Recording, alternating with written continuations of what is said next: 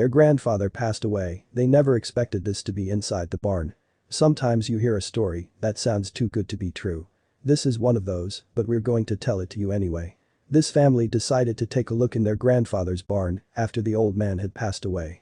Maybe there was something of worth that they didn't know was there.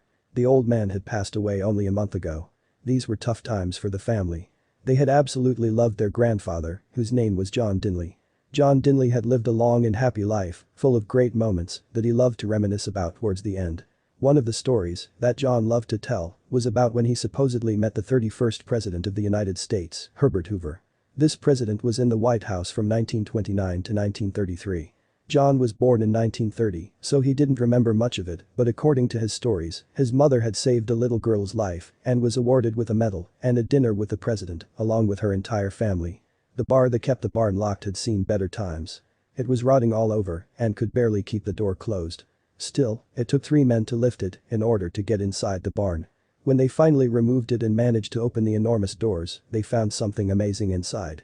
They never knew that this had been here for all these years. Their grandfather sure knew how to keep a secret. Inside the barn was proof that their grandfather's wild stories had not all been fabrications.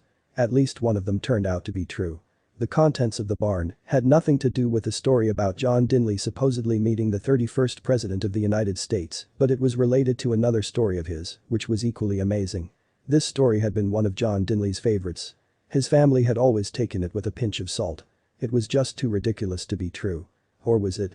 When they found out what was inside the barn, it all seemed a lot less crazy than what they had always thought. The story went as follows. It all started when John was 22 years old. He was in his car on his way to Dallas to look for a job when he came across a man whose car had broken down.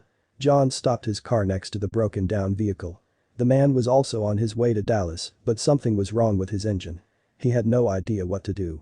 Luckily for him, John knew his way around cars and fixed the engine in no time at all. The man was so impressed that he asked if John would be his full-time mechanic. John was confused. How often did this man suppose his car would break down? On the drive to the man's house, John had the time to really appreciate the vehicle he had just fixed. There it was, right in front of him. It was a Jaguar, and a brand new one at that. John had never seen a car like that. He kept his eyes on the car during the 2-hour drive to the man's house. Wow. That was all John could say.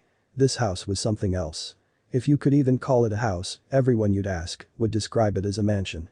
It was enormous and beautiful. The gardens were well groomed and the walls were sparkling white. It was like in a dream. During lunch, the man finally revealed what John's job would be. He was to take care of and maintain the man's extensive vehicle collection. Apparently, the man was a true collector and had a large collection in a barn nearby.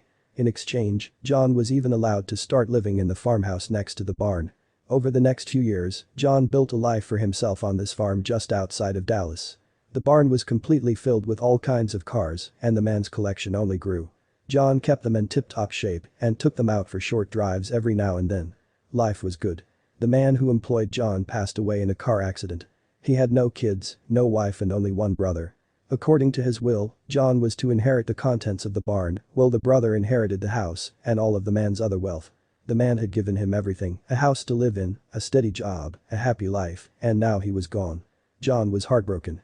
He refused to enter the barn ever again. And so the bar stayed on the barn door and rotted away, while John grew older, had a family and eventually passed away. When John's family finally opened up the barn, after it had been closed for decades, their jaws dropped. The barn was filled with hundreds of cars, some of which dated back to before the Second World War. BMWs, Mercedes, Aston Martins, they were all there. The appraiser told the family that this collection, in total, was worth over $26 million. This was a big surprise to them. They had never thought that their grandfather had actually inherited a massive car collection because they had never seen it before.